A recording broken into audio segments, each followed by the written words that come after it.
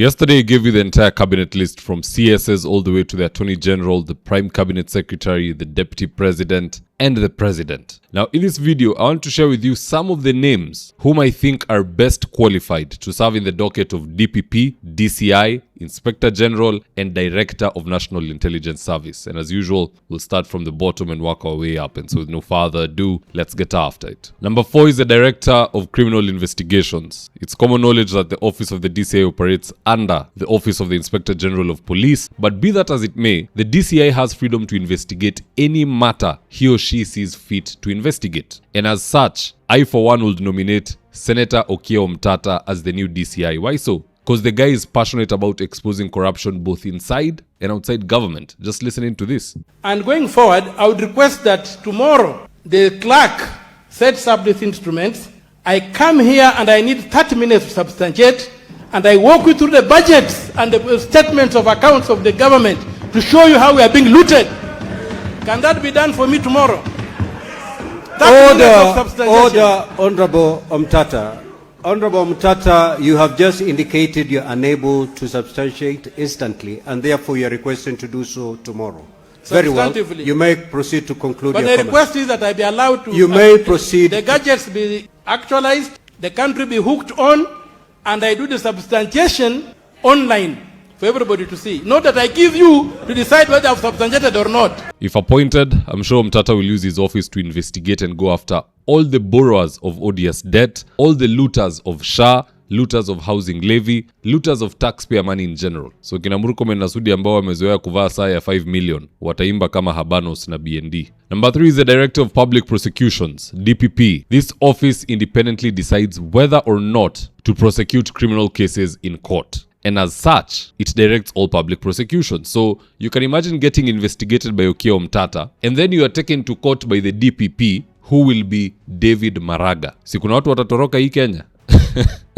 Hii ni kikosi hatari. Hii ndio ile mnaita mwecheche. Omtatah starts looking into you, you start crying. Because he'll investigate to the highest heavens, and there's no bribe you'll give him. Anamaliza ana hand over to David Maraga, the only man in Kenya today who we know that has never received a bribe, in conjunction with Omtatah, of course. Yeye anapewa files anakupeleka kotini. You're not just being taken to court by the sitting DPP, you're being taken to court by the immediate former Chief Justice of the Republic of Kenya. I assure you, if Kalonzo, Matiang'i or Sifuna, whoever the presidential candidate will be for the United Opposition, if they announce their cabinet ahead of time, and even go ahead to announce his positions to Nongelea, there are people who will start getting second passports, calling their friends in the international community, wakitafuta mahali ya kutorokea. Number 2 is the Inspector General of Police. The IG, as we all know, commands the National Police Service, including the DCI and other police formations, making it one of the most powerful law enforcement offices in Kenya today. But unfortunately on this one, our hands are tied. When it comes to the Inspector General, you can't do a political appointment. The way Soipan tu aliyekuwa defense na hata hakuwa anajua general ni nani. Yeye anajua tu General Motors. So it has to be someone from the police service. And when you look at our police service, Kanja, who leads today, is actually one of the good IGs we've had over the years. Kanja is way above his retirement age. He's surviving there through an extension by parliament. So he's on his way home, leaving us with 2 options, the 2 deputy inspector generals. We have Eliud Lagat and Masengeli. And for Eliud Lagat, he cannot be appointed by the United Opposition because of ile story ya Ojwang. Jamaa anachukuliwa anaenda anapiganishwa kichwa kwa ukuta. In fact, is what the father had to say, for those who've forgotten.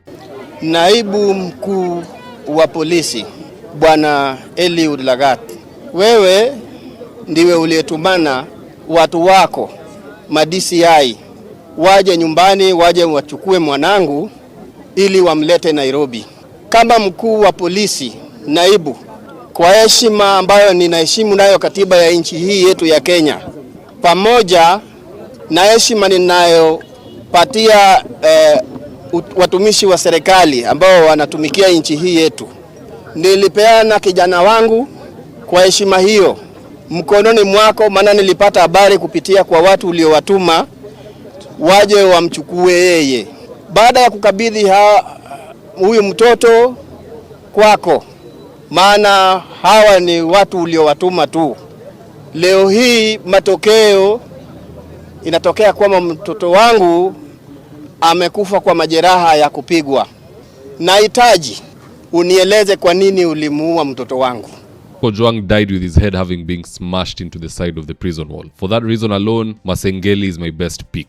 And if we capture power in 2027, Kalonzo and Sifuna need to start by firing Eliud Lagat, unless proven innocent. Hii investigation ilifanywa mimi naona ilikuwa sarakasi. There was nothing there. Number 1 is the Director General of National Intelligence. Now, because Jubilee Party was underrepresented in the cabinet, they only had Matiang'i, and we all know the important role that Uhuru Kenyatta is playing in opposition. I would reward Jubilee Party with a political appointment of Jeremiah Kioni as the Director of National Intelligence Service. Wacha pia nywele ngumu, as they call us, tupate kuenjoy hiyo kiti. Because at the end of the day, it should be rotational. All positions should be rotational. Hakuna ile imewekewa mtu mmoja. Even this narrative that Kisi's must be the one in charge of education, it needs to change. Who said a Kisii cannot be president? Kwani yao ni education peke yake? Mbadi has even broken the Houdini that Mlima Kenya citizen is the one to be in charge of treasury. Well and good, it's just that amongst the Luo community, we don't feel Mbadi was the right one, but fine, at least it was rotational. So hata hii ya National Intelligence Service, si lazima ikuwe Nurdin Haji, sijui nani Ali, sijui nani. It can also go to Jeremiah Kioni, if you ask me. And last but not least, there's a fellow whom I almost forgot, and that's our young, new, and energetic opposition leader, William Samoei Ruto. He will be leading us in maandamano. He will be leading us in blocking the finance bill in case Kalonzo goes rogue. You never know these people. Watu wakiingia wanabadilika. Na wakibadilika, tutaunga opposition leader wetu William Ruto mkono as he resists the government of the day. We will only draw the line in the sand. Akianza mambo ya daydreaming about re-entry into government. That one is a taboo. Atakuwa lifelong opposition leader kama Raila Odinga, na tunafunga hiyo chapter. But at the end of the day, guys, that's just my opinion. Do drop me your comments in the comment section below and I'll do best to read them and to give you a response. So with that, here are today's ads of the day. If you're in need of electrical wiring, solar installation, or electrical fittings such as strip lights, snake lights, downlighters, or chandeliers, contact Engineer Wycliffe at 0707 476602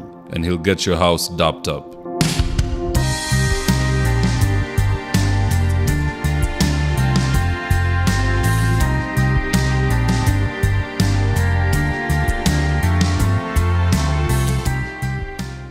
Interior design is one of those things you can't afford to get wrong. So if you're looking for experts to do your gypsum, wainscoting, paintwork, tiles, washrooms, and kitchen, reach out to Dhaka Living on 0706 026 218. That's 0706 026 218. And if you're here for the first time, please go on and hit the subscribe button. And if you're watching for a different platform, just head on over to YouTube, search for David Wafula. Hit the subscribe button, you're going to be getting a ton of content of this nature. If politics is something you're passionate about, this is definitely the one channel that you really need to subscribe to. Alright guys, adios.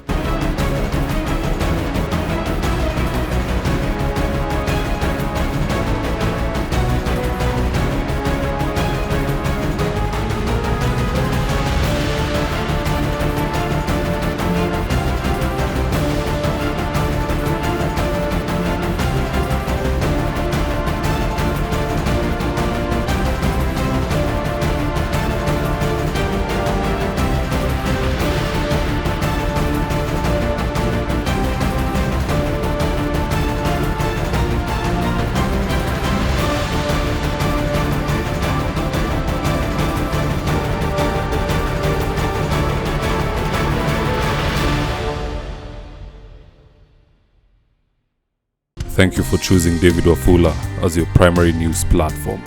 We put countless hours in research, recording, and editing. By showing up each and every day to watch our videos, you encourage us to generate more videos for the viewers. We are on a mission to inform, educate, and build a better tomorrow. To our thousands of followers in a world full of presidents, kings, and queens, you are the real gem. Adios.